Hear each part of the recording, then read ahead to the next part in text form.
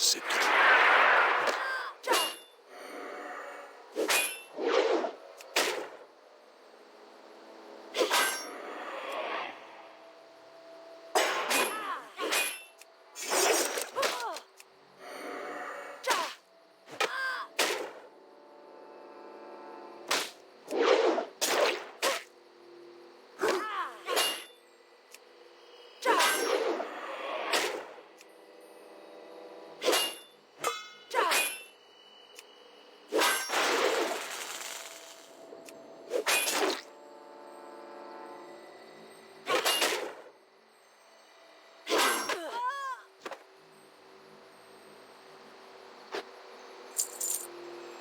Il me faut une cible.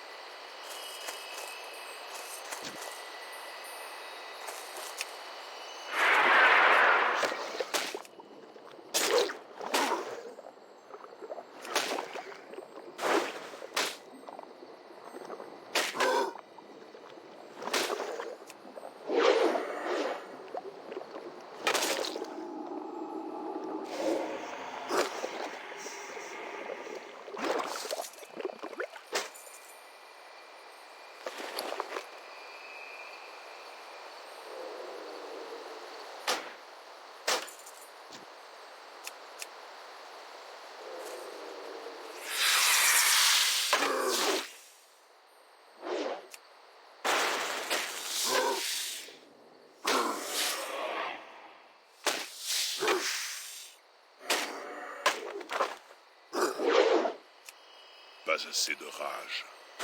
Il me faut plus de rage.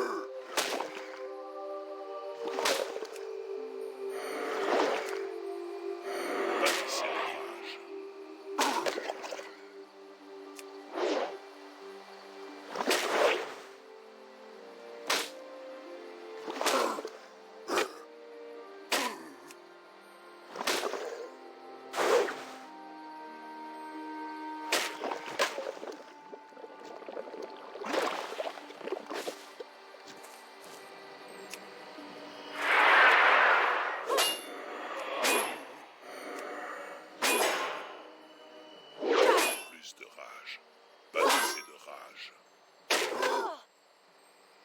Je ne suis pas à portée. Je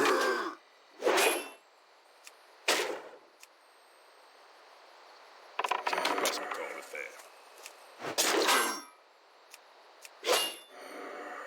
Il me faut plus de rage.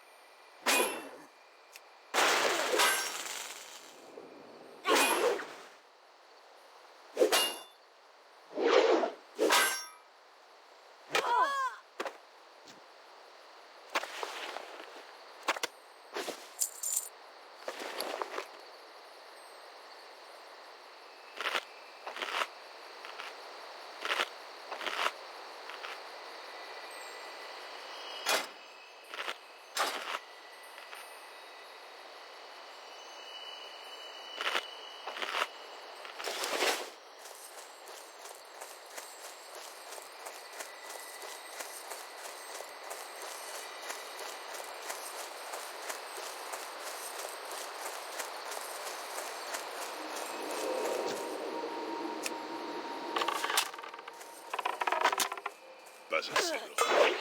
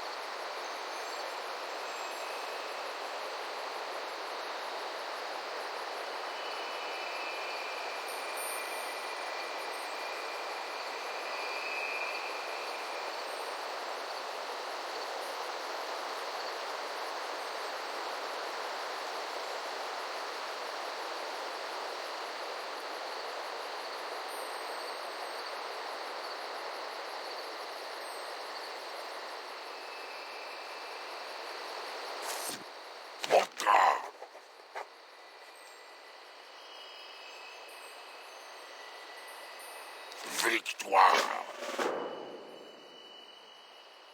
pour la Horde!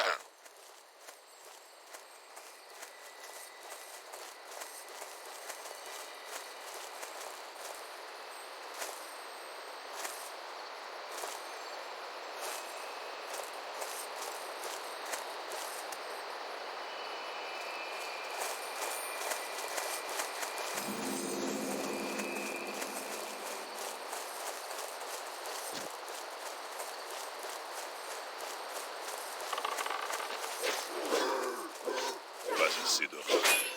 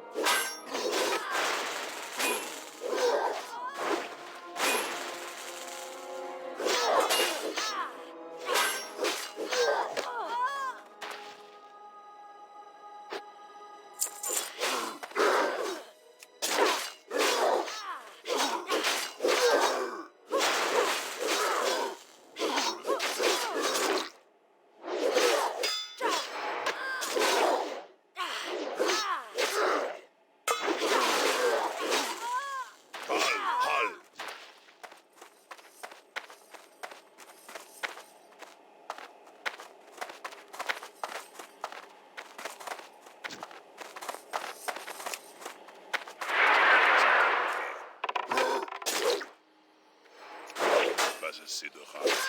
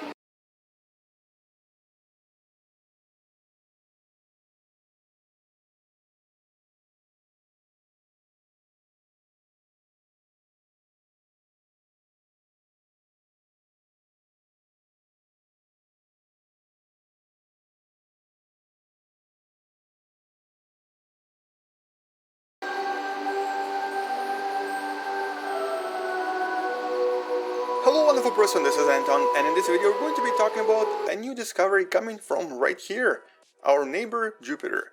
In this video we're going to discuss the potential very large collision that this planet experienced billions of years ago, early in the creation of the solar system. Let's talk about this and welcome to What the Math.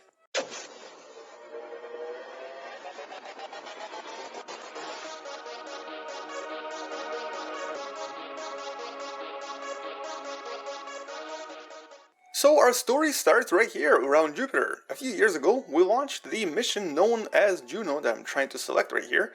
This is, by the way, using the free software directly from NASA known as Eyes on the Solar System. You can easily find this on NASA's websites. So this right here is the Juno mission. I've talked about the mission itself previously. It's probably most famous for using these solar panels really far away from the sun.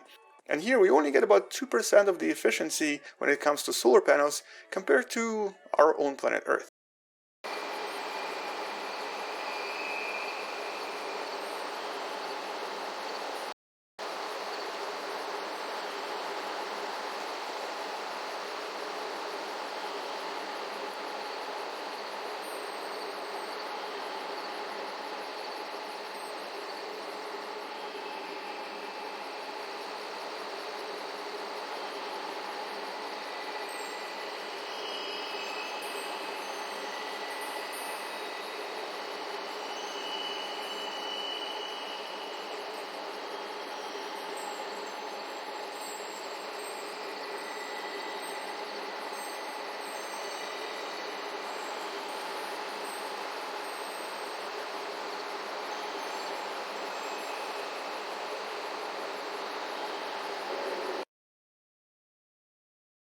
But anyway, so as this beautiful probe was orbiting around the most massive planet in the solar system, which is Jupiter, which is somewhere right there far away, it started to discover a few things that we couldn't really explain. Now there are a lot of really exciting discoveries already been very thoroughly analyzed by the mission.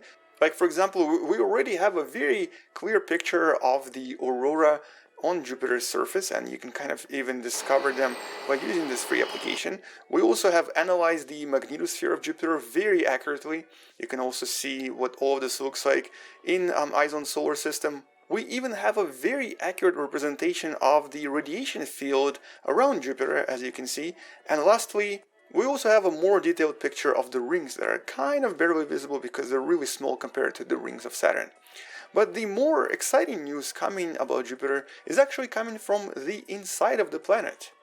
Because by studying the inner core of Jupiter, we started to discover something a little bit unusual. The core of Jupiter that you see right here doesn't seem to be as solid and as structured as we assumed it to be. It seems to be more dilute and a lot more spread out across the entire volume, as if something disturbed it. Now, this wasn't really very clear to us. We couldn't really understand why this is so. And we're actually still not even sure. There are possibly a lot of other explanations. But in this video, we're talking about one of such potential explanations. That's probably also one of the more exciting ones. And you could probably already tell from the title that it's about a collision with a very large planetary object. Basically, a collision with another planet. And although generally scientists today believe that planetary collisions are actually super rare. They only happen like maybe once every few billion years, and a chance of having a large collision with Jupiter, according to some of the scientists, is like 1 in 1 trillion. It's super unlikely. Nevertheless, for this particular paper, the scientists estimate that within the first few million years of the existence of the solar system, because of the amount of various planetary objects in the solar system, and because of the sheer gravitational attraction of Jupiter, the chance for collision was not so low. It was about 40%, or basically 40% chance that Jupiter did collide with something. And this is how the scientists behind this paper from Nature magazine try to describe and explain what we're seeing inside the core of Jupiter and why they think it's so diluted and so cool. They believe that some sort of an object, a very large object, collided with Jupiter pretty much head-on and changed the core composition and also core structure itself, eventually turning the core into this very large, very diluted structure that we have today, that even after 4.5 billion years still hasn't really solidified into a solid structure. In other words, this collision was so dramatic and so huge in proportions that it completely restructured the inside of Jupiter. But this wasn't a simple collision similar to the one that Earth experienced when the moon was created. Here, if for example we take an object, like let's just say something equivalent to Uranus in size, and then try to launch it at Jupiter, but here under an angle, you'll notice that as it collides with Jupiter, which is kind of what most of collisions we think are like, it would most likely only affect the outer regions of Jupiter. It would never really make it to the core, and all of the material that's going to be generated here is very likely just going to disturb the outer surface. Let's see what actually happens. I'm kind of curious what will happen in a few hours here. But it's not going to affect the core. So we think that this is not the type of a collision that happened here. This collision would not really change the core almost at all. On the other hand, a collision with a planet that's a little bit more similar to Earth or a super Earth, so anywhere from, let's just say, half a mass of Earth to about maybe 4 or 5 masses of Earth, would not really provide enough effect to affect Jupiter as well. It would most likely, let's see what actually happens again, it would most likely not really pierce through the thick layer of Jupiter, and thus would not really affect the core as much either. So here, after all of this explosion settles, it would probably leave something on the surface here and would maybe go through a couple of thousand kilometers of the atmospheric layer, but it very unlikely would pierce through the atmosphere or ever get to the core at all. And so once again we believe that a collision with a smaller object would only affect the upper atmosphere of Jupiter, not so much the core. So a very unique type of a collision with a very specific angle and basically a very specific mass would have to have occurred to generate the effects that we observe inside the Jupiter's core. And what do these scientists think happened? And according to them, as Jupiter was orbiting the solar system, and here you can see it flying through the solar system, it received a head-on collision from a planet that was roughly around 10 masses of Earth in mass. So maybe a little bit less massive than Neptune and Uranus, a lot more massive than Earth, and also very similar to objects that we usually refer to as sub-Neptunes. So here, if we try to simulate this collision is going to happen head-on at a very, very high velocity. We believe that there were many such planets in the early solar system. We also believe that these planets were very likely responsible for colliding and possibly even producing some other planets like Earth and Mars. But most importantly, today we believe that one such planet still exists, and this is something I'm going to talk about in a few seconds after we see what happened to Jupiter when it experienced this collision. So this would very, very likely reshape the core of Jupiter, making it more diluted, but also because it's a head-on collision with such a massive object, it would also cause Jupiter to migrate. It would very likely change the orbital speed of Jupiter, decreasing it, thus making Jupiter move to a different location in its orbit. Now, planetary migration is something we believe happened many billions of years ago, but this could have been the start of that migration. If something suddenly shifted Jupiter in its orbit, it would then start shifting all other planets, including, for example, Mars and Earth and of course Saturn.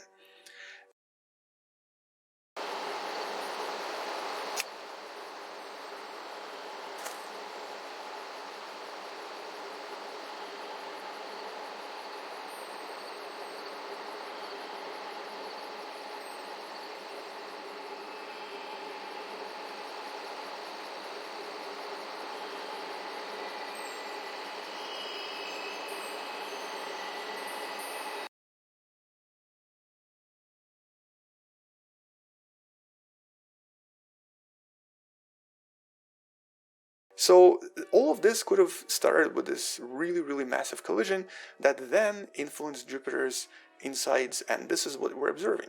Now this is still a hypothesis, it's not a theory, and it definitely needs a follow-up study and a lot of other observation and possibly even more proof, but for now it does make a lot of sense. There is, however, another really important idea that all of this proposes. The idea is of having such a very massive planet in the existence of an early solar system, which of course gives more credence to the theory of Planet 9, because it is very likely that some of these planets did collide with Jupiter, but some of them, possibly even from the same planetary body formation region as the one that collided with Jupiter, may have approached Jupiter too close, and as a result of this, as a result of a gravitational interaction, got kicked out of this inner solar system and ended up moving all the way to the back of the solar system, where it then stabilized and is there today. In other words, this sort of provides a little bit more proof to the existence of Planet 9 and how it could have ended up in the far regions of the solar system. Now, for now, we don't really know if Planet 9 is real, we also don't really know if Jupiter received the collision, but both ideas do kind of come really nicely together, especially if we do discover that Jupiter received the collision, or if we discover Planet 9 somewhere out there.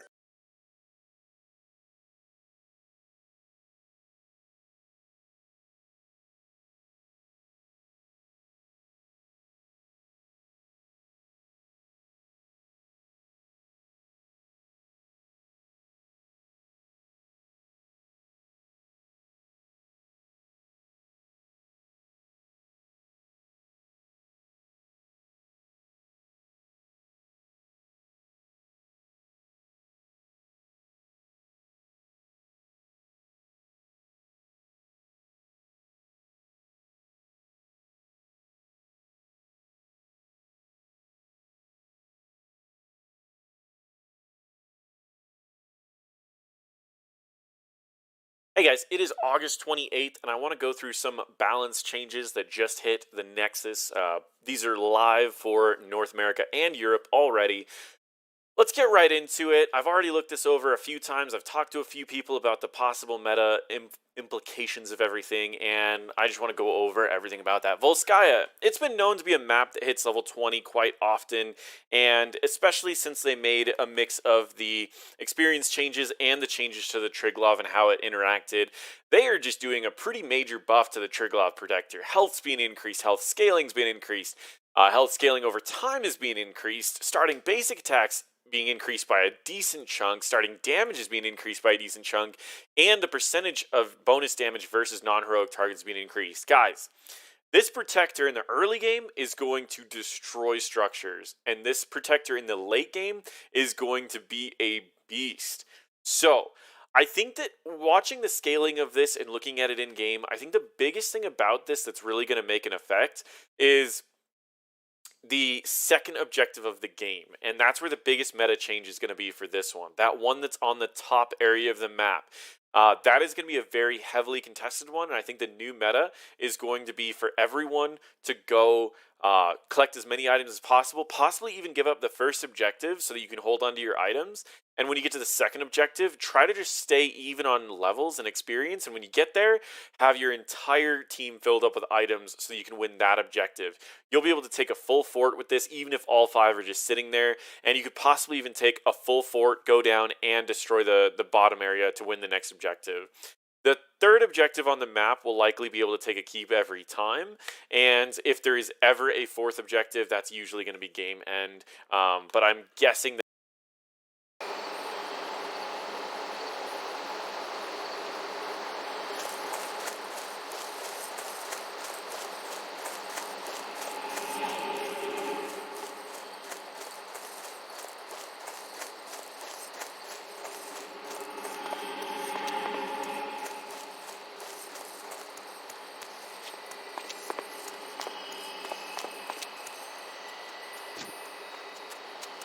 Mogla! Les voleurs ne connaissent jamais l'ennui.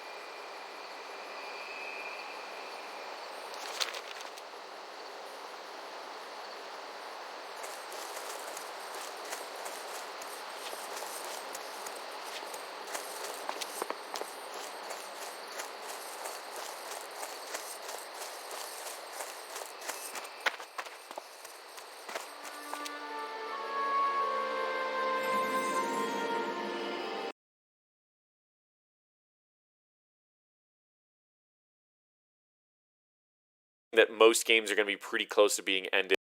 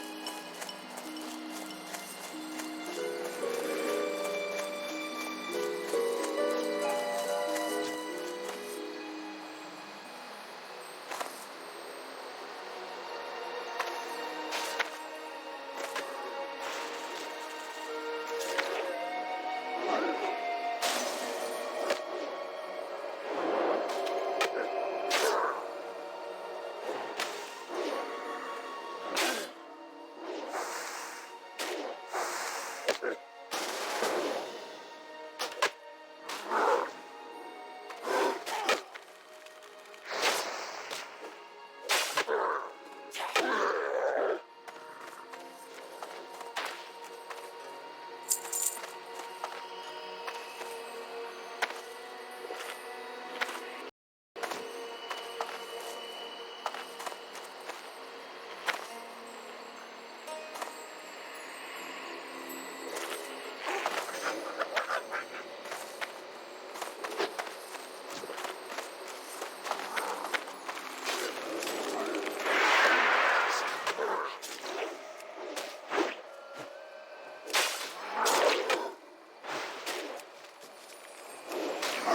de rage.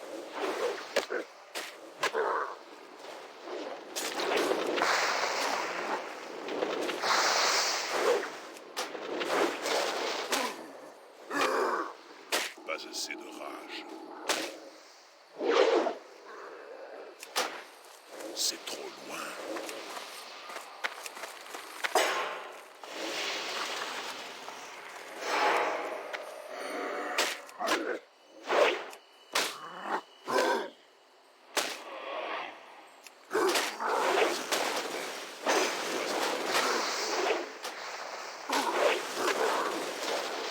Plus de rage.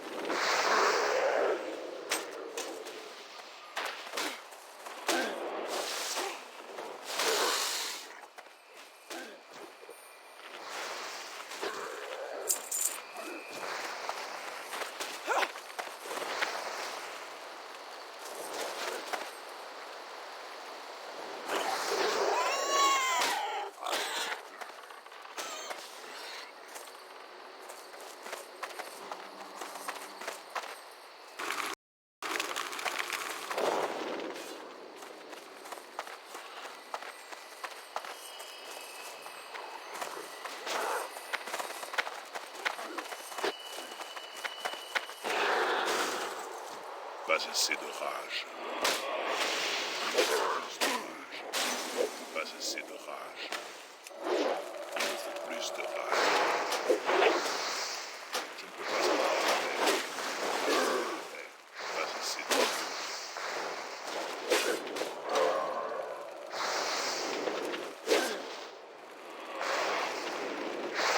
Plus de rage.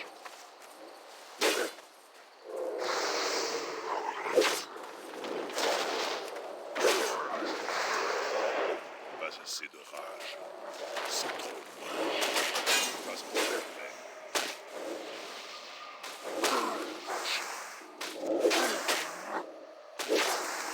Pas encore le faire.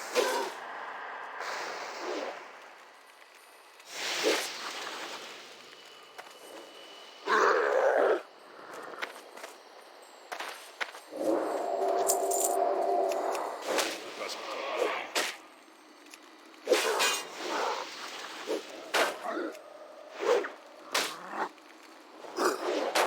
Plus de rage. Pas assez de rage. Il me faut plus de rage.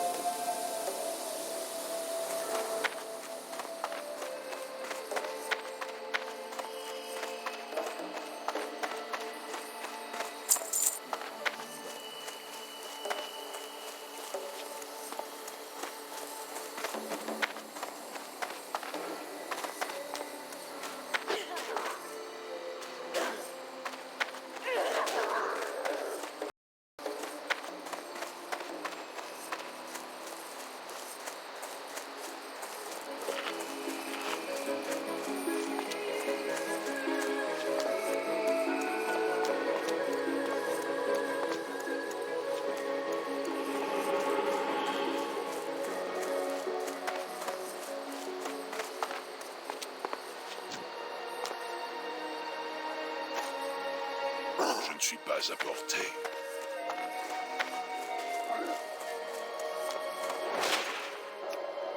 Je ne peux pas encore le faire. Pas assez de rage.